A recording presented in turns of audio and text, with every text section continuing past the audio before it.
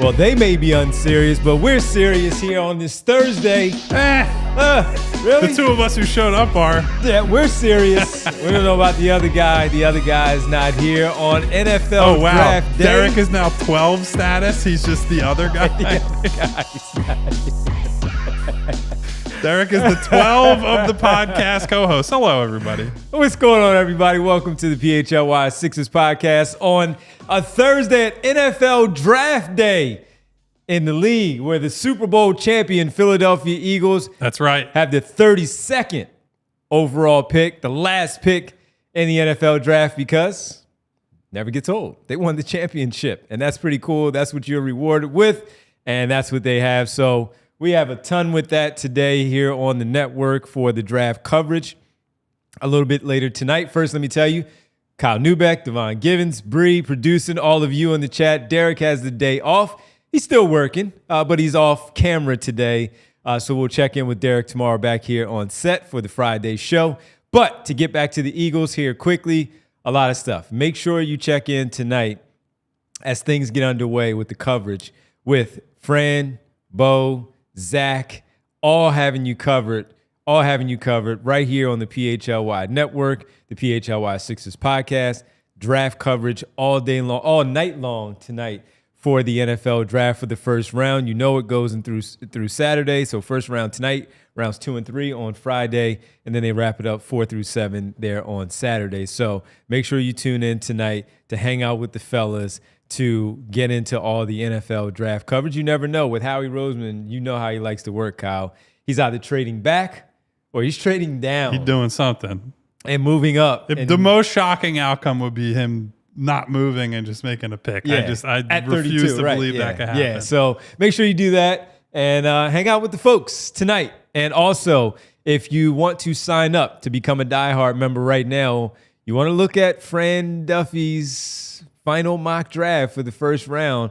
It's already up at allphly.com, so go sign up for the $36 draft day live intro offer. That's today through the weekend.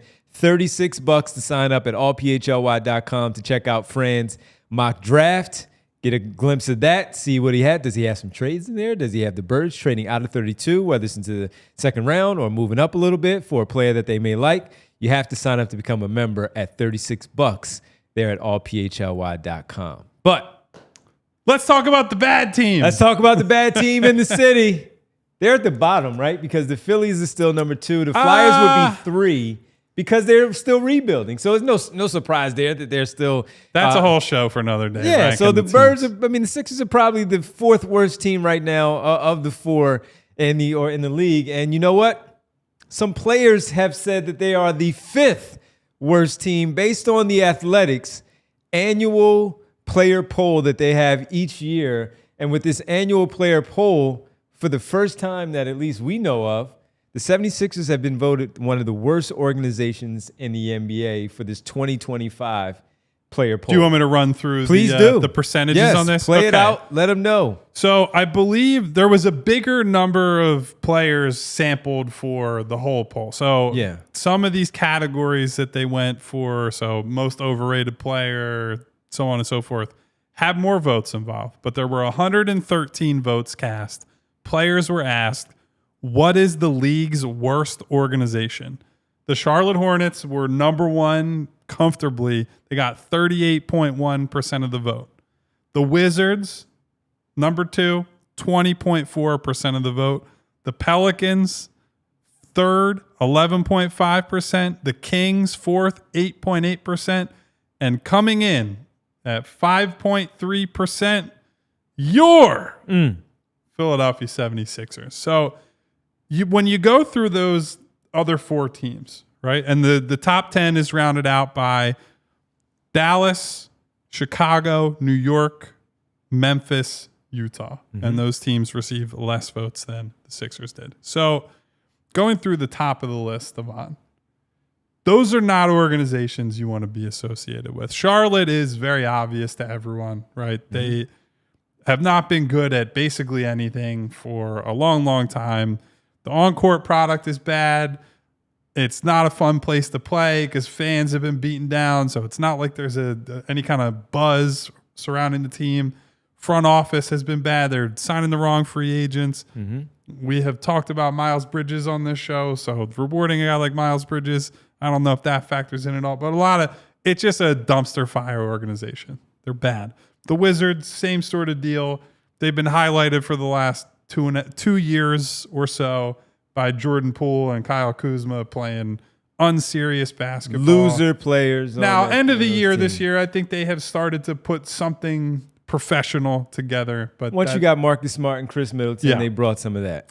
I think that hasn't helped their reputation enough yet, but we'll see where they end up in another year or two. The Pelicans at 3, I think this one, and Devon, you can correct me if you think I'm wrong here, I think this one probably comes down to they are notorious for they don't spend the money on the quality of life stuff for players. They don't invest a ton in I don't know, like practice facility type stuff. I think they actually share things with the Saints because they used to share things with the Saints in terms of the setup. And so there are issues there. And then the Kings at 4 only recently made the playoffs and won some games in the playoffs for the first time in 2 decades. Fired their coach. So and their general manager. They mutually parted ways, air quotes, with their lead executive. So to end up at 5th behind those teams. That's bad. And to be, fairly close to the Kings in voting, that is not anywhere near where you want to be. You don't want to receive a vote at all. You want to be up there with, and I think they probably did think they were trending toward, we want to be with the Golden States, the San Antonios, or like the Miami Heat, where they have a reputation as, even though they're different than other orgs, they have a certain aura or mystique, or like, hey, you go there. It's Heat culture, baby. We're like the military down here. So they have not established any kind of positive momentum with players, it doesn't seem like. And that's a worrying sign for a team that we're past the rebuilding stuff. We're past the, hey, it's a youth movement and you can set the culture. This is a team that needs to acquire talent and build stuff now. And it doesn't look like, for where we sit, they're in a good spot with players around the league. And for the Sixers, I mean, you look at this one for them, and the tough part right there for the Sixers is the fact that you have one bad season and you have this to go right on top of it to just add flames to the fire. And that's not what you want because, look, they were able to get Paul George to come in here. James Harden seemed like he was good to go, wanting to be here a few years ago, even when he did leave. And he called, we'll get to Daryl Morey, what he said about Daryl Morey on his way out, which forced his hand and moved him to the LA Clippers. Things seemed to be okay as far as the organization went because players still wanted to come here. And you always hear that talk of, is Philadelphia a place where players want to come to because of the fan base being too tough, things of that nature. But here you don't, as an organization who has been a contending team in at least a conference for the last 7-8 seasons, where now you are looked at as one of the worst organizations, and that follows up arguably your worst season in 25, 30 years for this team. You don't want that. So I don't care how many votes there are, Kyle, of 113. You don't want to get one. You don't want to get one of those because there are a lot of factors that go into this, and we'll get to that, I'm sure, as we talk about how this stuff comes into play and why these players feel this way about any of these 30 teams in the NBA. You don't want to get one single vote of this, and you certainly don't want to be in that area where they are very, very high to be 5th behind the likes of Charlotte, Washington, Sacramento. You don't want to be in the mix of New Orleans, any of those teams, those organizations whatsoever. So this is not a good look, at least for right now, where the 76ers are, because I know you went back and you looked at some of the other polls in the past to see, and where they didn't. Unfortunately, this question is a newer one for the Athletics player poll, or anonymous player poll, I should say. The last couple of years, they did not do anything like this. Now, they asked other similar questions about coaches and overrated players, and we're going to get to some of that stuff later. Sure. But this worst organization one, this, as far as I can see, is a new one. So, but this is bad. Even if there were some polling in the past and they were at the bottom, and it was a 1% or 2%, you still don't want to be in that negative connotation when it comes to your organization of dealing with agents, dealing with players that maybe you want to have bring into the fold of your organization because you're trying to win. but you get those bad things that go along with it. And players talk on the way out. Players talk while they're still here.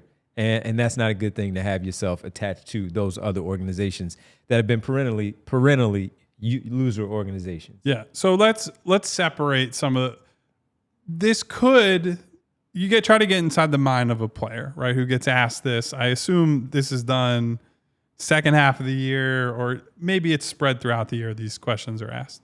I assume some of this would be, and this is where I think it's unfair. Oh, this team just failed this season, right? Anyone who's voting based on that, it's like, I would say, like, if I had those guys in front of me and I could say this is why they voted, if you're voting that they're one of the worst organizations because things went to hell this year, I think that's a silly way to go about it, right? Like, I think at the organizational level, what matters are the long-term decisions, the long-term commitments. Like, does the owner spend money? Do you have access to good medical facilities or medical personnel? Like, what are the trainers like? What's the coaching staff like? All those things I think are more reasonable. And the way I would defend the organization is they build a new practice facility. The players have access to good stuff. Like, they're willing to spend money. I know there's the debate about ducking the luxury tax and all that, but they're not one of these teams that's like, I don't know, let's say the Bulls, who are just happy to spend enough to be a mediocre team, or one of those type of teams around the league. What I do think is a big mark against them, that I would imagine some of this is reflected in a poll like this, is just the amount of instability this organization has had for the last 5 to 10 years, right? The amount of executives they have cycled through, the amount of coaches that 3 head coaches is not as bad as, Phoenix going through 3 in 3 years, certainly. But 4 now in 4 years. But Headfoot brought up in the chat, and I think this is a correct thing to focus on. When you're just recycling the guys and the girls who are at the top of organizational charts, if new guys come in, or even guys who are here who are like the institutional pieces, you're building those relationships from scratch, right? So maybe you have rapport with a certain executive. Maybe you have a rapport with a certain staffer or whatever, right? Like, some of the stories we've heard out of Dallas, for example, and they're right behind the Sixers in this poll, are that, hey, there was a trainer or a director in the health department, I think his name was Casey Smith, right? Yes. Yep. Who worked for Dallas and came to Dallas when Dirk Nowitzki was there, and kind of helped Dirk along. Dirk has credited him with being an asset as helping extend his career, right? So getting Dirk through the last few years of his career where he might not have been able to play at a high level or just play at all otherwise. And he gets unceremoniously let go. Like, those are the type of things that players notice, right? And so I don't think the Sixers are just like indiscriminately firing people. I think you can certainly point to some things that were out of their control, like the Brian Colangelo burner thing that nobody realistically would have expected that would happen. But if you just look at the turnover behind the scenes, and then you look at the turnover of the roster, that's also where players probably feel things the most, right? Like, Joel Embiid has brought it up many times. One of the things he thinks they need is increased continuity. Like, I'm coming back next year and I know who's going to be here. I've played with these guys. I've been through battles with all these guys. And his instability has made that tough. But the amount of recycling they do at every level of this organization, it makes it hard to make any kind of linear progress. It's a lot of just like roller coaster up and down and never quite getting to the peak that anybody wants to that has come here. Yeah, so the continuity thing is where I was going to start when you first brought it up, and you just led me into it because Joel speaks about it. And when you go from all of these general manager changes, the only constant there has been Elton Brand in some way, whatever his title has been. He could be leaving soon, and he could be leaving reports soon. That are out there. Right, and he has a pretty good reputation, not only with the organization, but also around the NBA. Yep. So he is one that you can pretty much scratch off that list of having that as far as the change that goes. But to go from all of these different people in the front office, the coaching staff, after you get rid of Brett Brown and move on to Doc Rivers, that's done in 3 seasons, and he's out. Okay, so now what? Now you go get Nick Nurse, and we were having conversations because of the season being so poor. Damn, is he next? Is he going to be on the hot seat? Is Josh Harris going to want to pay another coach who's not coaching while he brings in another and all of those things? The continuity is a big issue with those things. Now, the practice facility, it's a good thing for the 76ers. I mean, it's in Camden. I know a lot of people wanted to stay in Philadelphia. It's right over the bridge. It's not that big of a deal. And there's been no issues since they've been over there in Camden at the practice facility. So that's fine. You speak about the issues of trying to find the new arena and wanting to move it into Center City on Market East versus being in the place where the Flyers also play, and that's owned by Comcast. I'm not trying to get Kyle on the rant about Comcast. It's just, it's what it is. But that's also, though, out of their hands. So any issue that a player may have with less renovation, since things have changed a little bit at the center, where things are a little more modern and a little more up to date for them versus what the Flyers have, things have been a little bit better. So you could be also asking a player who wasn't here when some of those things haven't yet been changed and they did not like how the center was. So there are a lot of things there that go with it. And I see a lot of people in the chat talking about Josh Harris and how cheap he is. Well, the one thing I will say about Josh Harris is he spends money. He has no problem. There's a difference between not spending as much as you want him to spend and not spending money. Right. Like, because I would agree with he could spend more. But he does spend. There is a middle ground between. Exactly. We don't have to do the extremes on this. Yeah, he does spend. So there's a fine line, as Kyle said, to Josh Harris being cheap. So, but the turnover that is there within the front office and the organization, that is not good, that it continues to happen when it comes to something like that. That example that you brought up with Casey Smith and the frustrations about, number one, Dirk, but then in the pieces that we read where Luka Doncic was also close as Casey Smith. Yep. And Jalen Brunson had to talk about him because he was asked about Casey Smith being let go from Dallas in the manner that he was. And I believe that Casey Smith is now with New York because of the reputation that he just simply had around the league. So this isn't great for the 76ers. The timing is not good.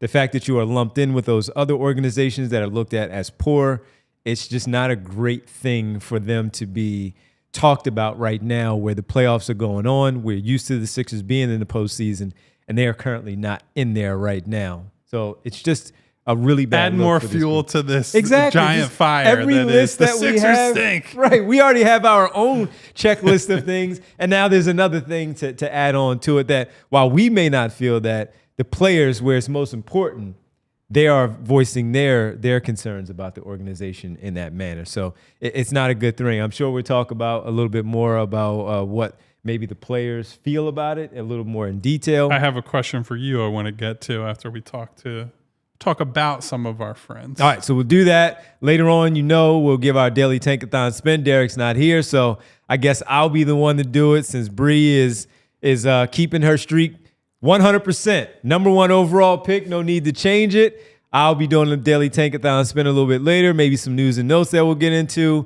And maybe something involving the Sixers too. We'll talk about all of that as we hang out discussing the Athletics annual poll from the players 2025 edition, where the 76ers are ranked 5th in the NBA as the organization that is one of the worst in the league. You don't want that. We're talking about that and more right here on the PHLY Sixers podcast. Let me talk to you about a little money, little financial literacy. It's April. All right, folks, it's Financial Literacy Month. And I've got something that's going to help you off the field, teaching your kids how to handle their money. And that is with TrueMark Financial. And if you are a TrueMark Financial member, I hope that you are, after we've talked about them for so long here on the network and on this show in particular. You've got a fantastic opportunity to help your kids and teens learn to save and spend wisely with a free Greenlight account. Now, Greenlight isn't just an app. It's a game changer for your kids, whether they're setting savings goals, learning how to track their spending, or even getting their allowance. It's all right there at their fingertips. And get this, each kid gets their own debit card. You know how you felt when you got your own hands on your money or your debit card as a young kid. Imagine how your kid or niece, nephew will feel the same because of your assistance with this green light card. It's right there for them to make purchases, learn how to budget, build real world money skills while you stay in control from your phone right on the app, and you get that peace of mind, and they get the chance to make smart, responsible choices with their money. So if you're looking for a way to teach your kids some financial plays this financial literacy month, I can not recommend this enough. It's like training for life's biggest game. Head over to truemark.com/greenlight, get all the details, and sign up today. Don't miss the chance to set up your kids for financial success. Gang, what do we like to say around here? The future is bright. It's certainly bright for the Philadelphia Eagles. Draft day. Looking at draft day and the draft weekend, all the shiny new stars that are hopefully coming through town. Well, our friends at Shady Rays will protect you from the glare. And you know some of those players are going to have shades on. Oh, yeah. Shady Rays is an independent sunglasses company that offers a world-class product. They get you in the right frame of mind with premium polarized shades that will not break the bank. Their sunglasses have durable frames, crystal clear optics. I wish I could speak normally. It's not like we do it for a living, Devon. But Shady Rays are perfect for all outdoor adventures. It is still springtime. I have to keep reminding myself that no, we're not that close to summer yet. But soon summertime's coming. You'll be going on hikes. You'll be going to the beach, day parties, barbecues, working outside, whatever it is. Shady Rays has you covered for every moment and every type of style that you want. They have all, you got to go to their website, check it all out. Here's the best part, guys. If your shades, once you pick them out, ever go missing or they take an unexpected hit, you don't have to worry about it. They have the most insane protection in all of eyewear. Every pair is backed by their lost or broken replacement program. And before you even get there, let's say you don't love your shades. Let's say they look different on the site. I've had this problem before, right? You order sunglasses and you're like, oh, those look good. You show up, you put them on your face, and you're like, boy, they just don't fit my face. I don't look right. Good news. You can exchange your Shady Rays for a new pair or return them worry-free within 30 days because there is no risk when you shop with our friends at Shady Rays. So PHLY viewers and listeners, go to shadyrays.com. Save 35% off of polarized sunglasses with the code PHLY. Over 300,000 people have rated Shady Rays 5 stars. So use code PHLY today at shadyrays.com. Welcome back to the PHLY Sixers podcast on Thursday. Kyle Newbeck, Devon Givens with you. Derek has the day off. Bree producing. All of you in the chat, we appreciate it. As always, you had a question about the players that you wanted to throw out. I did. So I'll bring another anecdote into here. So when De'Aaron Fox got traded to the Spurs in the middle of this season, I think he was either directly asked or at least got into the frame of mind of, what are the differences between being in Sacramento and being here? Here's a direct quote from De'Aaron Fox. We can go through a whole list of things, but I would say how family-oriented it is. You hear this from the outside, but it's very accommodating to the players, the staff, and whoever else is in the organization. I think that's probably the biggest thing. And as we were talking about doing this show, Devon, you have a family member who's in the NBA. And I'm not asking you to sit here on the set and say, Kyle, here's what Mikhail prioritizes in terms of what happens on the team he plays with. But he obviously, being in the NBA, he's played for several different teams. Mm-hmm. He, and so by some extension, you have a good understanding of like, what are the little things that matter to players that maybe I wouldn't think about or a listener wouldn't think about? Because we can all say, hey, you got a nice new stadium, you got a nice new practice facility, like all that stuff's obvious. Like, oh yeah, a player would value that. But what do you think are the small details, the little things that maybe we might gloss over day to day, but make a difference for the players? So you would know this part, of course, with the medical staff being one of them as we bring up Casey Smith. That has been, at least from my experience, being around the NBA like you have and being in this other seat that you talk about, the training staff is important for the players when they look at things because you're playing an 82-game season. It's a really, really tough season. They're doing a lot of stuff, man, and these little nicks and bruises and all that stuff, they pop up. And even with Mikhail right now having the Iron Man title that he has of playing all these games, he has had little stuff. Even during the finals run, if folks you remember in 2021 when they played the Milwaukee Bucks in that finals run, he busted up his finger, and it was really, really bad, his pinky. And it was on a shooting hand too. So, but it was okay enough, not making any jokes about like Paul George and Tyrese Maxey having to go through it. But at that time, the Suns were a little more on the line. Yeah, they were at the top of the West right there, and they were rolling that year, so they were back in the mix. And he didn't want to miss time, and Chris Paul had to miss some time because he had an injury. Therefore, Campaign had to step in for a little while. He had to do so in the postseason as well because Chris Paul had missed some time. Cale didn't want to miss any time, and they made sure his pinky was right. They had whatever they put on there. He was wearing one of those Iverson kind of sleeves that Iverson used to wear. I know exactly what you're talking about. With the AI and the number 3 on there. Yeah. He's a Nike athlete, so he had a little Nike thing that he had. But underneath, of course, they had it wrapped up the right way where it was comfortable for him. So medical staff is important from my understanding, like you would know. And just to let people know out there, if you maybe glossed over that one a little bit, medical staff is certainly important.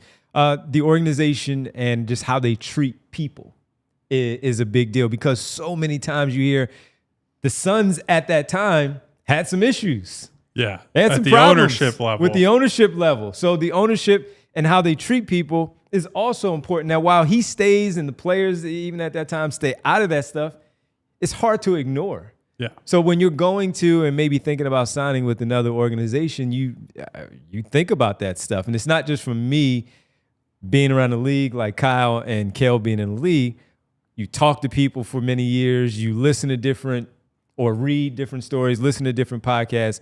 Those things come up, especially now with all the player podcasts that are out there. You hear what they like, what they didn't like from being in certain organizations, and the communication is certainly key with it because there are too many times where you heard players, they didn't like this one thing because they didn't, where's the information? I remember Jeff Teague on Jeff Teague's podcast, who's fantastic, by the way. Oh, unbelievable. Probably the best storyteller Yes, going. he is. He brought up a story where he was with the Hawks, and these are the little things. Mm-hmm. With the Hawks, and after practice, they always had food available to them. He got to Indiana. He signed a new deal with Indiana, and it was like a 3-4 year deal, decent money that he got. He earned it, right? He was an all-star in Atlanta. They had some of the best years there while he was part of that 5-man unit as a starting group. And after practice, he had mentioned how he went to the cafeteria to get some food, and all they had was like fruit and maybe some drinks. And he was like, wait a minute, where's the spread? Where's the food so we can eat after we just ran through this 2-3 hour practice? I gotta refuel. Right. And he said the players was like, what are you talking about? Well, in Atlanta, we had this. He said he then walked to Larry Bird and said, didn't we give you got the stipend, right? Yeah. All right, well, go eat. Right. So that is another small thing where we look at the Sixers. He really looked at Jeff Teague and said, hit the IHOP, buddy. Exactly. You're from Indianapolis. You know all the good places are. Go find some food. So with that, and again, you have to listen to him tell the story. It's hilarious. Like Kyle says, he's the best storyteller out there. The delivery is unbelievable. Perfect. And so I bring that to bring it back to the Sixers and not necessarily Mikal, is that the Sixers have a fantastic practice facility, as you talked about, and they have a great kitchen area where not even now, but even when Chef John, who is no longer there, I think John is with the Clippers now. John was the best then a few years ago. He's with the Clippers because of how good he was. And even now they have a really good staff and kitchen, and the spread is really good where Jeff Teague would be happy after practice walking up the stairs after leaving the floor, the locker room to go get some food. So even something as small as that, where the food is there and readily available to them after practice, is a real big thing within the NBA, I think. And I can say as a family member, the Knicks are great. Now, they did receive, I believe they got at least a vote or two, maybe 2 or 3 votes on worst organization. And the only one that I have to deal with is the ticket stuff and the food and like the access. All that stuff is great. The PR people are top notch. The people who handle stuff in the family room are phenomenal. And I think I've been there 3-4 times this year. Okay. And so, but they remember you. The security people remember you. Of course, they know Jack and Mom and all of them because they've been there way more. Constantly. But even somebody as small as me who's been there 4 times, they just remember you and they're like, good to see you, what's up, and all that. And everything is really, really cool. The family area is really good. And from what I understand, Kale was treated pretty well there. So that stuff is pretty cool. Phoenix was really good. Brooklyn was good. I was only there 2 times, and Brooklyn was good, but like the food stuff is totally different with the Knicks. It's fantastic. Like, I'll tell you some stuff off. Yeah, I mean, I'm not going to go down the media food route, but I will say the setup in Brooklyn is a lot better than some other places. Also, Kyle, though, how your family's treated. Yes. That's a big thing, how your family is treated. Because remember the stories with Miami, with LeBron and Pat Riley, to a certain level of people flying on the team plane and all of that stuff. And so I was going to bring that up next. Family right? treated well that goes a long way. We've heard stories from different organizations like, okay, and it does vary player to player, right? Like you're not letting the 15th man on the bench say, oh, this, and this guy are coming on the team plane, or, my wife's going to travel us, whatever. Star players get a little more leeway, but there are organizations and front offices and coaches who will give more leeway to players to say, yeah, if such and such is going to travel with us, that's okay. And like you're on the flight manifest, like they're clocked in, right? And so whether that's ultimately good for the team, I don't know. But certainly if you're a player and teams or people are willing to give you accommodations that others are not, it's like, okay, word of mouth, man. That's something that's considered. So I wanted to make sure that we're trying to think about things that are more than they were bad this year. There's been turmoil. I think it's like with anything, right? If you're a similar age person to me, for example, I'm in my mid 30s, right? I know that remote work is more common now, especially post-pandemic, all that. But I know there was a big period there where a lot of discussions about jobs was like, well, why are millennials not taking jobs at XYZ? And there were stories about like, oh, they didn't want a job unless they had this in the kitchen, or they wanted some form of in-office entertainment. And people are like, it's work. Why do you need that there? And it's like, well, because other places that either they have worked or their friends have worked have this. And those people are still productive. Those people are still making good money. And so they're saying to you, if you're a big company, and all these NBA teams are big companies within an even bigger company, they look around and say, hey, if they can get that in San Antonio, if they can get that in Golden State, New York, Miami, wherever it is, why can't I get that here? And so I do think, I would say I would agree with you. I would defend the Sixers on like, I think they have good food available. Like they're very intentional about post-game and pre-game spreads and what they have at the practice facility. They obviously, I know they got tax breaks. I know it was a point of debate, but they built a big and new practice facility that they have a lot of amenities for these guys. So I think on that front, they've done pretty well. And that's what makes it so dispiriting that guys are still like, one of the worst organizations in the league. It's like, boy, got to do some soul searching to figure out how you ended up there. Honestly, I do think you at least have to ask the question, how much of this is driven by the fracture between Daryl Morey and James Harden? Like there are very few comparable in recent memory star players who are as connected to a single executive the way Daryl Morey and James Harden were connected. Yep. And there are even fewer. In fact, this is one of the only ones I can think of where that relationship fell apart in such public, spectacalar fashion, right? And so we are talking about, this is only part of the league voted, right? It's only 115 or so votes. So it really only ends up being 5 or 6 guys in this poll are saying, yeah, it's one of the worst. But like, guys do take notice of that stuff. I know Paul George took the money. I know they didn't struggle to sign guys in the offseason, but I wonder how much of this is just driven by the guy who's running the organization and the player who made him who he is to some extent, helped build his reputation, publicly called him a liar and said, I don't trust this guy anymore. That's a real thing. And it, as far as we can tell, it has not impacted their ability to build a roster and do different things. But it is something to just keep an eye on moving into the future. Yeah, sure. and on the family thing, do you remember the infamous story about Tim Duncan and Doc Rivers with his wife maybe not being allowed to fly on the team plane? When he was trying to sign him when he was in Orlando. Recruiting Orlando with Tim Duncan and Grant Hill and Tracy McGrady, and McGrady talking about it publicly of the whole thing of Tim Duncan's wife not being allowed to be on a plane. And that was at least allegedly at that time, that was a big reason as to why he decided not to go there and remain in San Antonio. And that's a big what if, because dynasty-wise. We did What If Wednesday yesterday. Yeah. That's one of the biggest what ifs in history. What happens if he goes there and plays with, now Grant Hill fell apart, but it would have been him, Grant Hill, Tracy McGrady. Nasty. So just him and Tracy McGrady. That's nasty. How differently do we look at Tracy McGrady's career if he gets to spend his prime with Tim Duncan? And Tim Duncan wins championship with the Spurs before all over Tim Duncan's wife. Yeah, all over the wife. So Tim Duncan's win championships. Maybe not all over it. It's a little bit exaggerated. Again, allegedly. At least some of it is about how his wife was going to be treated in Orlando. Yes. So a lot of what ifs. If that would in fact take place. And you know what? We'll come back. We'll talk a little bit more about this.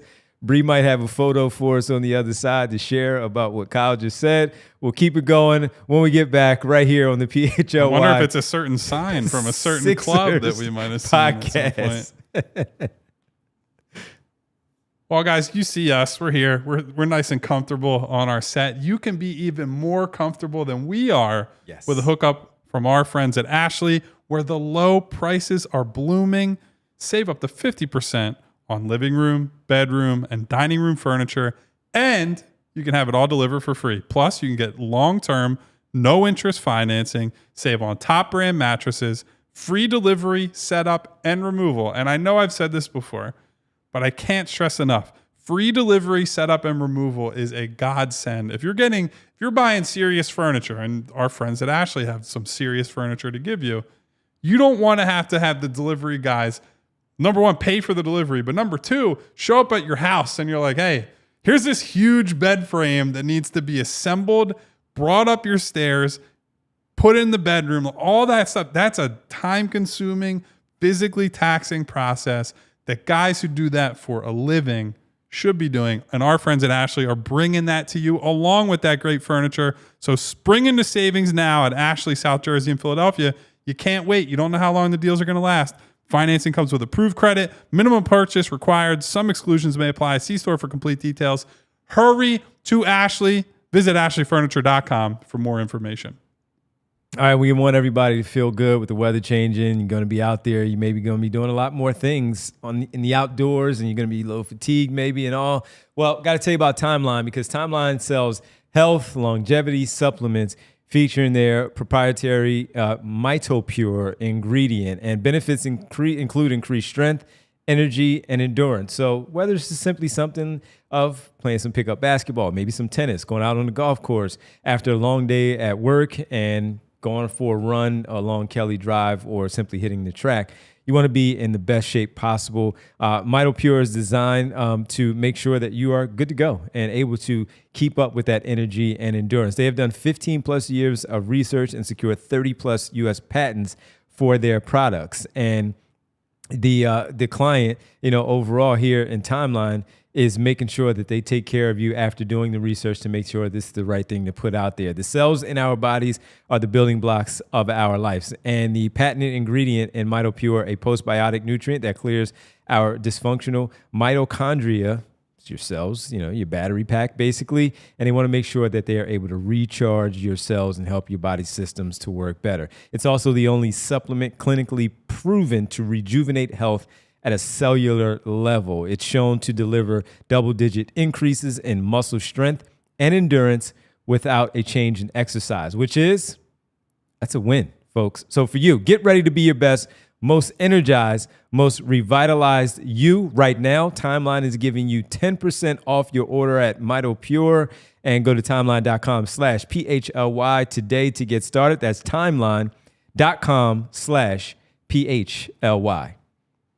Welcome back to the PHLY Sixers Love the science podcast. lesson from Professor Devon over there talking about mitochondria. Mitochondria. I feel like I'm back in all the classes I hated in high school. You know, but we love timeline and all our wonderful partners. Knees and limbs and all these aching parts of your body, man. You got to make sure. Got plenty of those. Guilty. Bree, let's show the people if we could. Look at that sign there with James Harden right there. Man. That really is like one of the all-time NBA off-court moments. Followed by where he first started in China at his Adidas event, calling the man a liar, and then goes and celebrates in the club. Hey, let's put the sign up in the club. The man is a liar. That is an all-timer. And then he follows it up, goes to LA, All-Star year. They're looked at as one of the most dangerous teams out west, and they can make a run and really challenge maybe both Denver and OKC. They're Denver right now in the first round matchup that they have. Getting the last laugh a little bit right now is James Harden. So I want to build off of that. Can I add one more? Sure. DeMarcus Morris, when he's been speaking now a little bit publicly, and he's talked about how Daryl Morey. And less about Morey than about the overall organization over this last 5 to 10 years or so. If you're a player, I think you probably want to be at one of two extremes. You either want to be on a high expectation, good culture team that you're on board with that, right? You want the pressure and the team succeeds. Or you'd rather be on a low expectation. I got paid and I don't have to worry so much about, I walk out of my condo building and I have some guy screaming at me. I have a bad game and they're talking about it on national TV. Mm-hmm. And up until this year, at least the Sixers they're like a 50-ish win team for a while there. They're going to the playoffs. Like Kelly Oubre came here and said that it's a good organization. It's a winning organization. All that good stuff.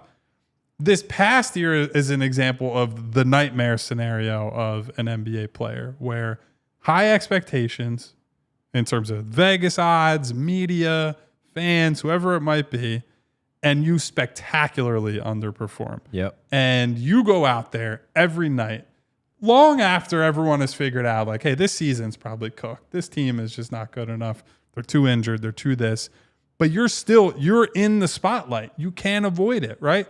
Philadelphia is a tough place to play, but it's good to be a tough place to play when things are going well, when you have the horses, when you have the talent, when you have some infrastructure to say, okay, we had a bad week, right? Like we had a bad couple weeks, but we know because of the support, because of the passion here, those fans, when we're good, they will be as loud as anybody, right? They will get behind us. They will go crazy. Look at the Phillies. They're buying merch. They're buying tickets. They're showing up for us in road arenas, right? We see the Eagles every year. LA game, half that stadium is filled with Eagles fans. Mm-hmm. So that's where you want to be, right? Is when you win, they get behind you. But when you lose, it is tough to play here. And that's not criticism, right? I think Philadelphia fans would admit that, right? Mm-hmm. Because you're paying your hard-earned money. You're saying, I'm supporting this team with my time, with my presence, and with the money that I work hard to get. And so when you build up the expectations and then you don't live up to the expectations, players are like, that kind of sucks, man. So from that perspective, I would also get it too. It's like, you don't want to be somewhere where expectations get out of line.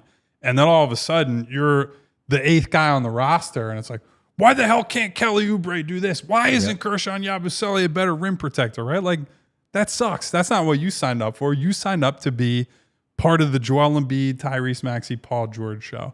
And so that's at least some of a reflection on Joel and the difficulties of being his teammate or Paul's teammate or whoever.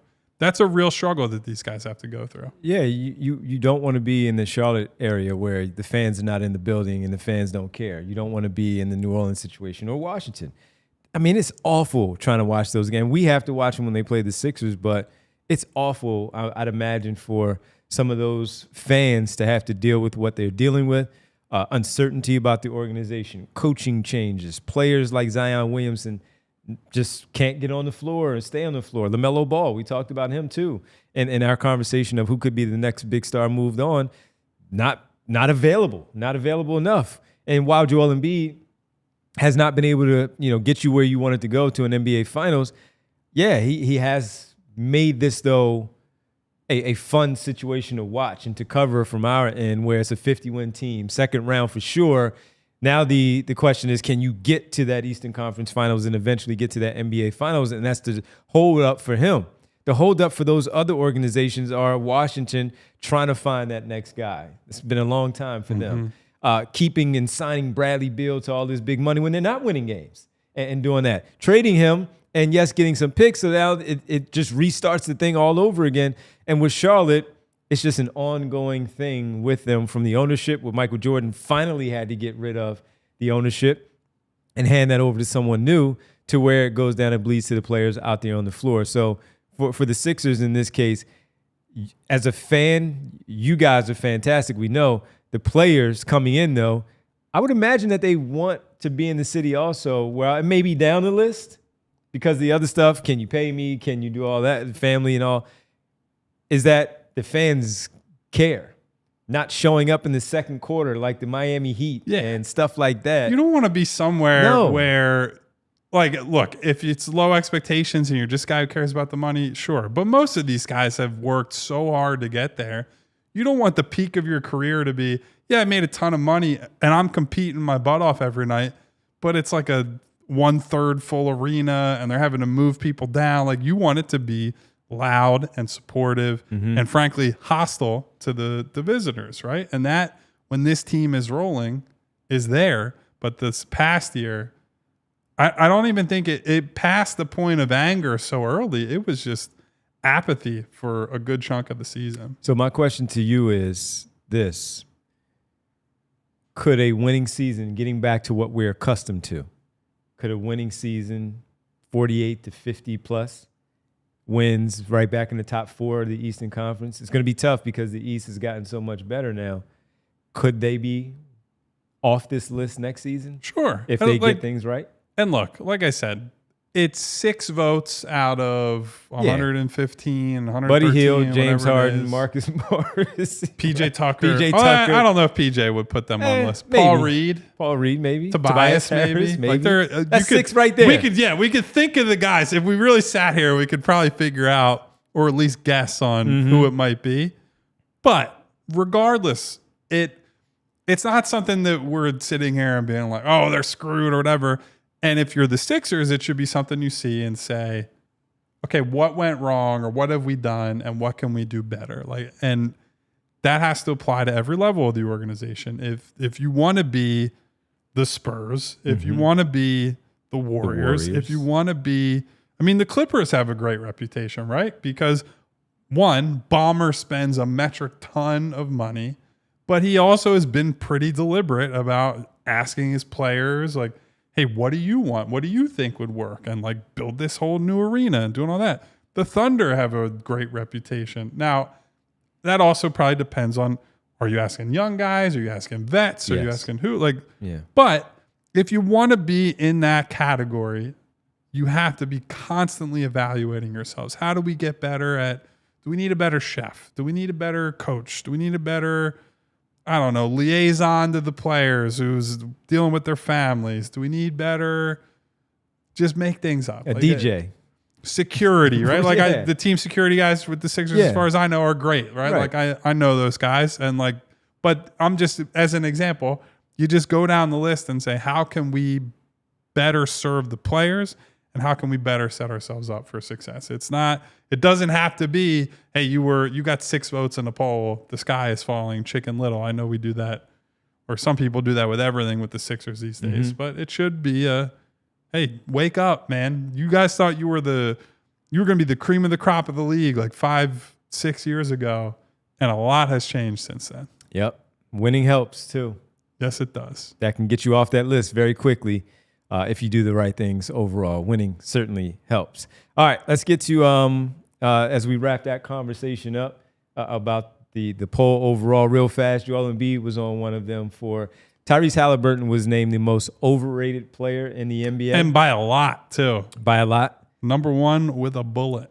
That's an interesting one, but I don't know that he's overrated. I think, and look, he's in the all NBA conversation again. And legit, he had a bad start, and he picked it up. And look at where they are right now. They're up 2-0 on the Milwaukee Bucks in the Eastern Conference first round. So I don't know, man. I think there are some others that could be higher than Tyrese Halliburton. Yeah. But hey, I'm not a Rudy player. Gobert second. I was actually surprised he's not. I feel like he's the quintessential. That's the easy choice. Players are like, Yeah. 4 defensive players. Because he's the no bag guy, right? It's like he can't do anything on offense. Right. It's like he just dunks on lobs or quick entry passes. Yeah.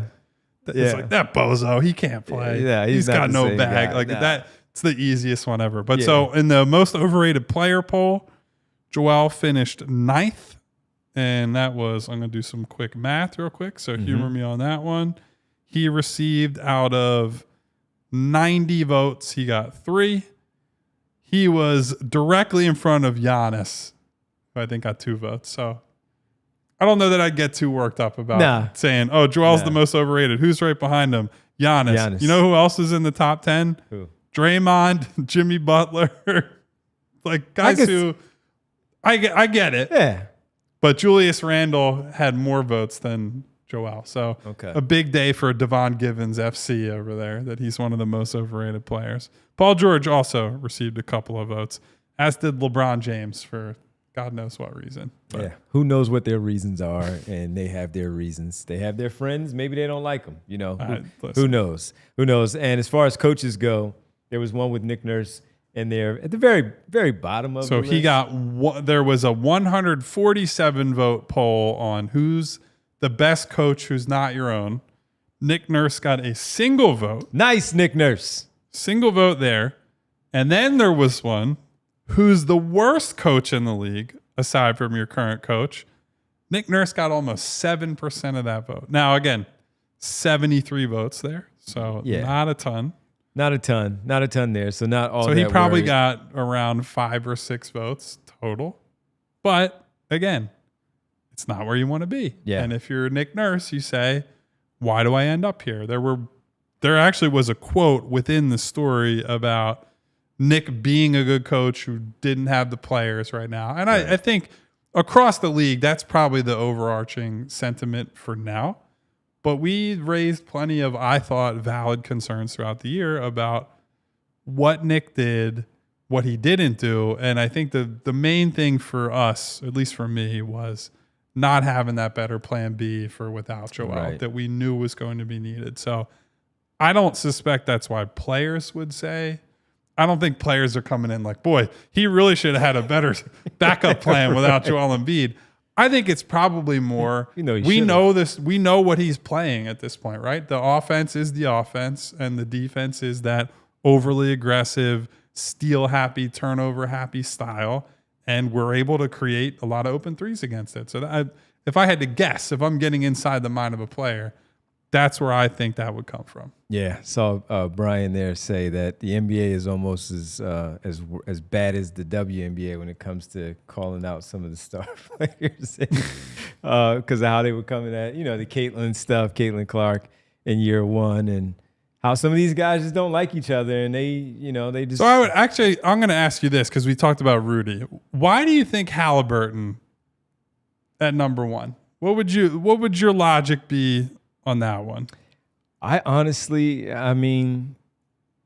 he can go through a stretch where it's really rough and he's not scoring. He's just an assist guy, but he's a point guard. He's supposed to have assists too, along with the scoring, which makes him pretty good on that end. He's not a great defender. He has some really good defenders around him overall, both starters and coming off the bench. I don't know, man. As a light-skinned guy, maybe it's just he's light-skinned. I don't know. You get a lot of hate for just being light-skinned. I don't know. I personally can't comment on that because I'm lighter than light-skinned. Yeah, but as a light-skinned guy, you're like, light-skinned guy always gets a bad deal. If I had to guess. I don't know. If I had to guess, I think the aesthetics are a big part of it, right? The jump shot is the jump shot might go in, but the average NBA player is looking at the way he shoots and it's like, the hell is this guy doing? Right. And so I think that's part of it. Because I think at the end of the day, they're just people too. They're much higher level players than any of us, but they're just still people being like, what the hell? He's trash. Who taught you? It's the Patrick Ewing. Right. Who taught you that shot? Right. You practiced that shot. So there's a little bit of that. I also do think he's a pretty prolific trash talker, and he has a reputation as a front runner who and I always think this is a stupid thing, right? It's like, oh, he only talks trash when his team is winning. It's like, what do you want him to be losing by 20 and talking trash? Because all you got to do is point at the scoreboard. But now. I think he's an annoying personality in that way to guys. And so I think if you combine the aesthetics, if you bring in what you're talking about, where some of the lows can be, when he started the year, he was bad. He was really bad. Because he's missing shots. The shot's ugly looking in the first place. Right, right. And then you add in the trash talk, and it's like, yeah, screw that guy. So I think it's some combination of those things, but I don't think he's the most overrated. I probably honestly wouldn't have. I'd vote him. for Rudy. I think I would have voted some other people, not way over him. I would have certainly done that. So yeah, I don't know. I don't know. Maybe it is a shot, but there have been others who have had the same thing. I mean, look, Steph Curry. It took him a long time. He was still an all-star, a champion, for him to be accepted. Yeah. Right. Yeah. Right. And again, that's not the aesthetics.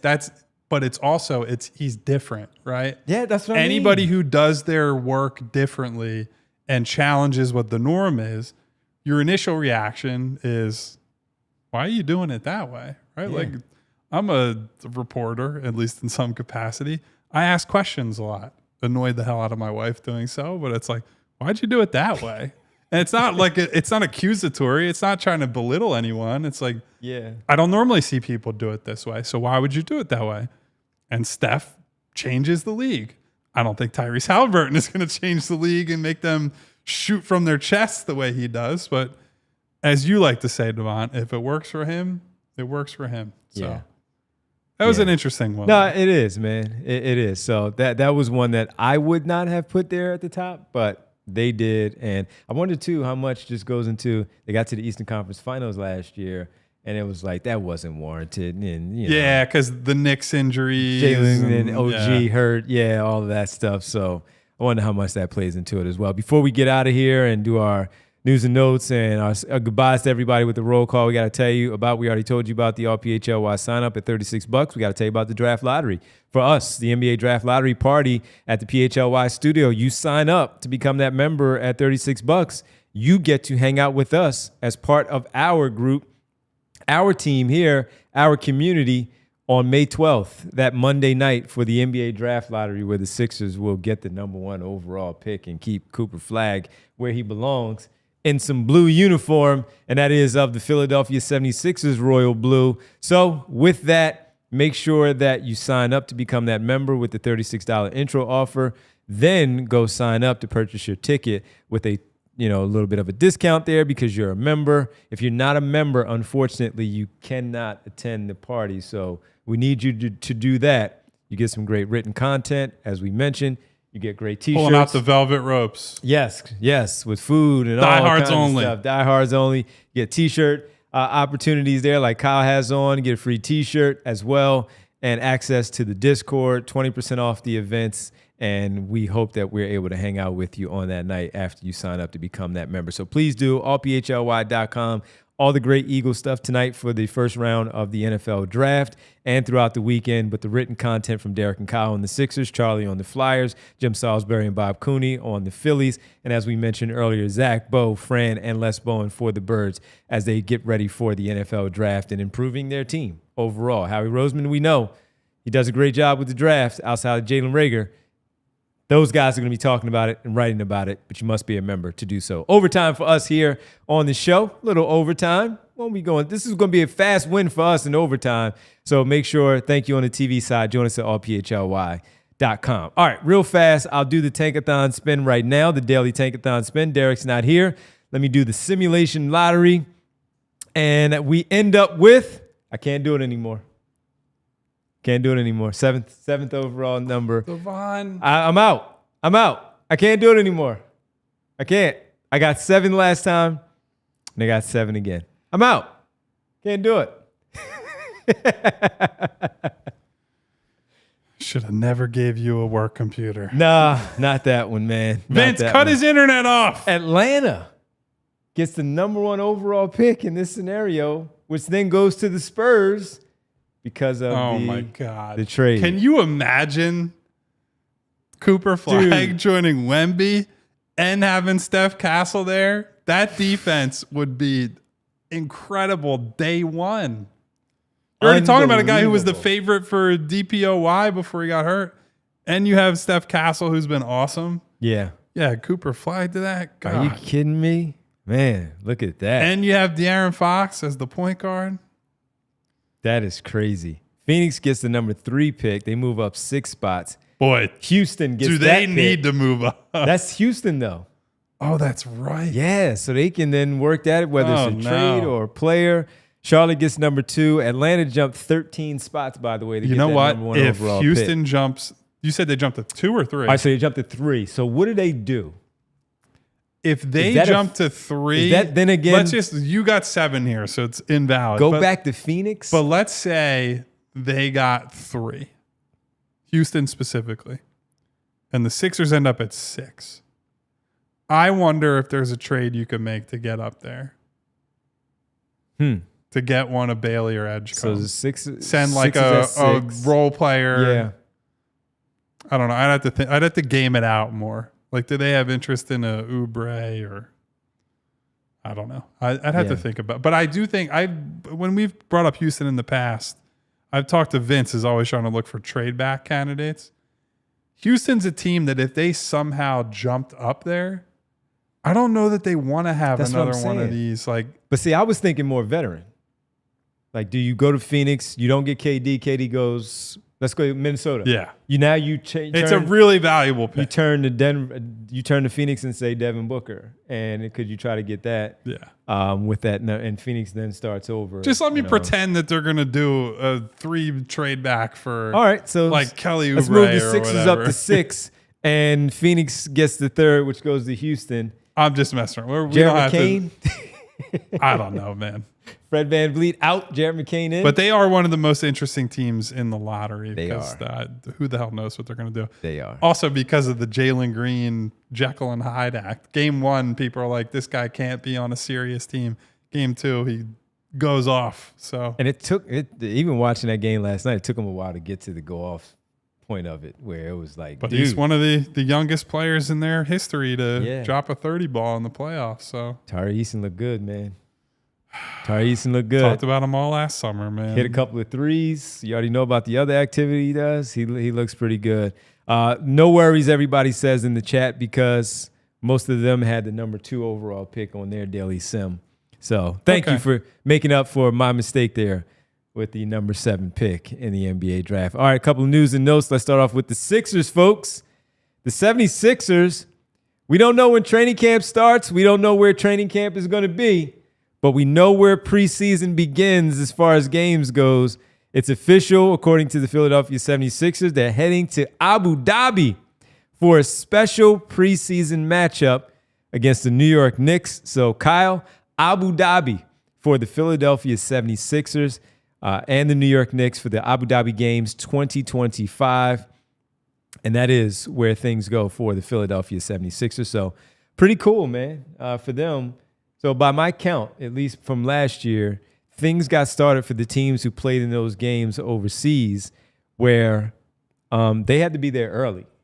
And so they started like a week early. Because, number one, there's a time zone adjustment and all that. So when you're trying to do a high-intensity preseason, that tends to be a thing you have to factor for. I am interested to see how long they're there exactly.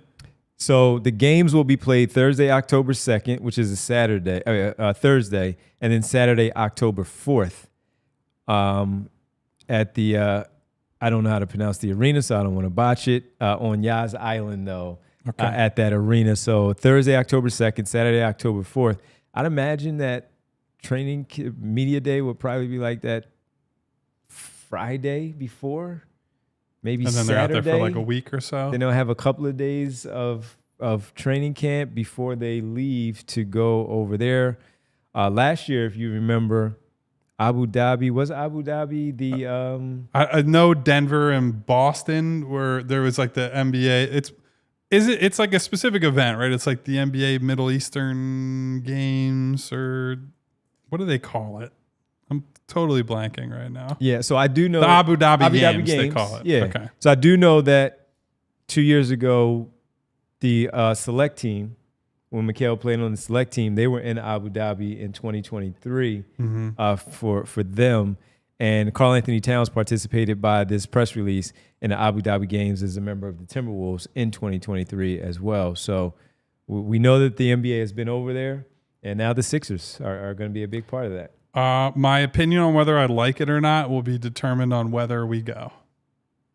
I agree 100%. So yes, let's see if one of our good friends, I won't say who, because who knows? Who knows who will step up to the plate and help us go on a nice exploratory, educational, insightful trip. Which it will be. To Abu Dhabi that will include super producer Bree. So helping us film, helping us bring you the content you need. Oh, we're doing it all.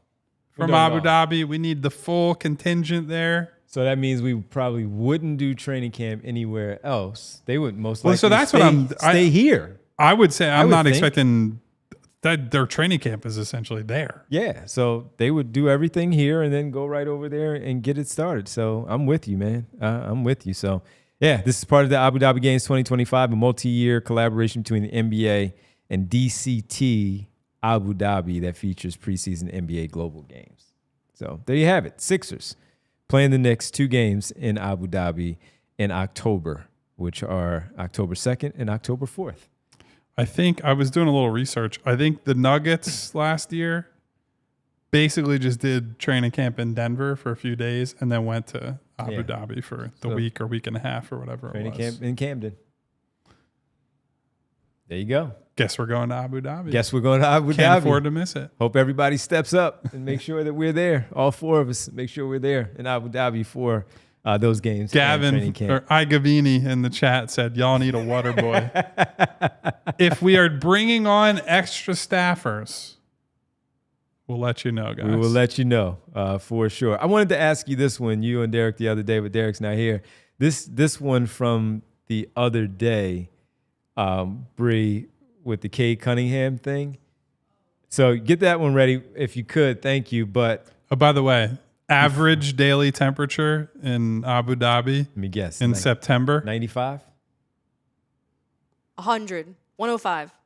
105.6 in September. Wow. October, the mean daily. Oh, no. All right. I got that wrong. Mellow 3 Point says I got the towels. That's the high. That's the mean daily max temp.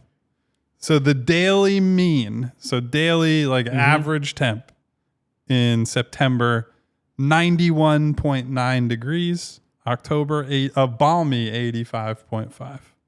Wow. Where were the Olympics last year before they went to Paris? Wasn't it in?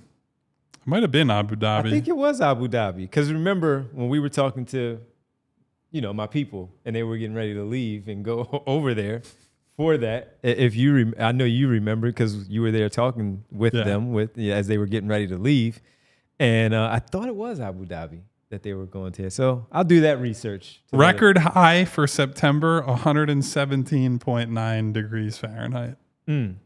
All I remember is that's basically what it was in Vegas when we were there. Yeah. All I remember about the plane for them going over, no Wi-Fi for that 12-hour flight. They were. I remember hearing they're all downloading Netflix shows and all kinds of other stuff to make that no flight. Wi-Fi. So real fast before we get to the video that I wanted to ask you about, Mark Stein and Jake Fisher from Mark Stein's Substack. Of course, Mark Stein of DLLS. Two friends of the program. Reports that the Suns have interest maybe in Bob Myers for an executive role, of course, after having the year off after leaving the Golden State Warriors.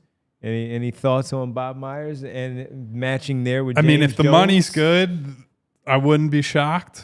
I know part of the reporting was that I believe Bob's home base is in LA, and so it wouldn't be. I think that's more appealing to him than like Atlanta is also allegedly interested in him. And I think that's a tougher sell for home-based reasons for Bob. I don't know why you'd want to be the Phoenix exec right now, right? Because like set aside, you would have Devin Booker, presumably, which is nice. Whatever you can get back for KD this summer. But you're anchored to Bradley Beal. And more importantly, you have no draft pick control for the foreseeable future. So if I'm Bob Myers, like he's still a guy who's in demand. Yes. As an executive, I'd be holding out for a much better situation than that one. I agree with you, but here will maybe some of the pros that the owner is clearly willing to do stuff for whatever he can pay. do. Like I do think he could probably cut him a huge check. So would he get a long runway to fix the problem that they currently have, which also not if you're a coach. Yeah, right. But he also might be able to bring in his own coach where those two are aligned, and the coach doesn't have to worry about being moved on from. Bob Myers is there. You might have to trade, though, Devin Booker, even though you're strapped to Bradley Beal, but could you then maybe work out some sort of buyout situation with him to just clear the books in general? My question is, where's James Jones fall in this? He's been in charge of it. Yeah. Is he now just underneath, or is he just flat out gone? So, but that's the report that's out there. All right, NBA games tonight. There are a few after watching some of them last night. The NBA tonight in the league, couple of games in the NBA. New York and Detroit. Detroit tied it up 1-1. Good series so far. Very good series. This was game one, as Bree shows you the video there, Kyle, of Cade Cunningham. Did you see this? I did not. What is this? During warm-ups, right, Bree? Wasn't this weird? During warm-ups, yes, play it, please. He's taking a jump shot. See the lady to his left, which is our right. She's feeding him fruit. What? Look. What kind of fruit is it? Was it? It looked like it was like some melon type. I was gonna say, was it a cantaloupe? Because I can't see from. I'll look at this angle that we have on our monitor is a little far away to tell. I believe you that he's getting a. He's being fed fruit. Yeah, he's like one of those old emperors who sits on the throne and is like, "Feed me my grapes, wench." Now this is not Joel Embiid eating a cheeseburger on the trainer's table while he's getting his ankles taped up or whatever, but it's still like, huh? My man's being fed fruit. Why he takes his jump shot? Good for him. Great season. Had a great game too. There's some Knicks media or Knicks adjacent media who are talking some trash about, oh, are we afraid of Little Caesars Arena? It's like, bro, they just went into MSG and won. Like maybe chill out. Like you lost the game. They did their job. They did what they're supposed to do. And even if they didn't win game 2, they probably should have won game 1. And if not for a 21-0 run to close that game out, settle down, Knicks media, because this is a tough one in general. I will say, I'll draw the line at, you can't do if not for a 21-0 run. Give the Knicks credit for that one. Listen, they had control of that game for a decent part. They weren't afraid of the Garden. Yeah. They weren't afraid of the Knicks. No, I give them credit for how. And the Knicks did do well with that 21-0 run. Campaign was great. Jalen Brunson closed things out. That's a big deal. So they haven't had a playoff game since 2018-2019 season. They're going to be fired up. I think I sent it to other friends of mine. There was a graphic somebody made of, it's been like the Pope, God rest his soul, obviously.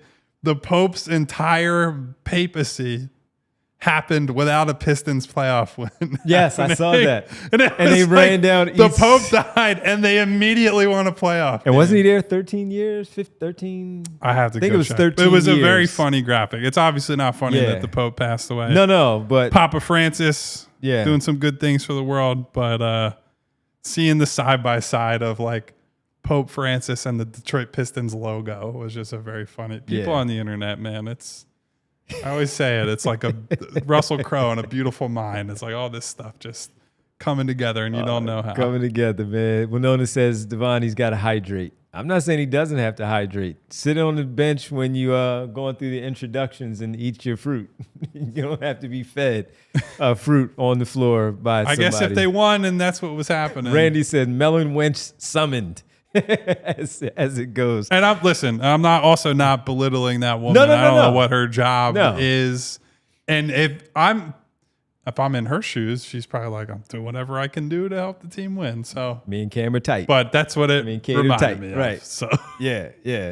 So it was just funny. It was an odd one. And we see superstars, they get a lot of favorable things happen to them. And that was an interesting one that I happened to run across. Maybe take a Tupperware of fruit in the locker room or on the trainer's table, Cade. I don't know. On the bench, even during the dark introductions, where you get introduced, you sit down, wait for the Knicks to go through their video and the introductions. Eugene asked if that person gets a ring because he would do it for a championship ring. I'm sure they would get a ring. I don't think they have to worry about it Not this year. at all. Not at all. Maybe And in the future. You never know. Bucks GM John Horst reads a multi-year extension to remain in Milwaukee. He's going to have a big job ahead of him, maybe. Well, giving him the power to trade Giannis when he asks out, I guess. Because, boy, that looks like it is headed for disaster. You picked the Pacers in that series, right? I did. I think I picked them. I don't know. It was 6 or 7. I know I picked the Pacers. You're in sitting that one. pretty right now. Up 2-0. We all picked OKC, and they're up 2-0. They take on Memphis tonight in Memphis.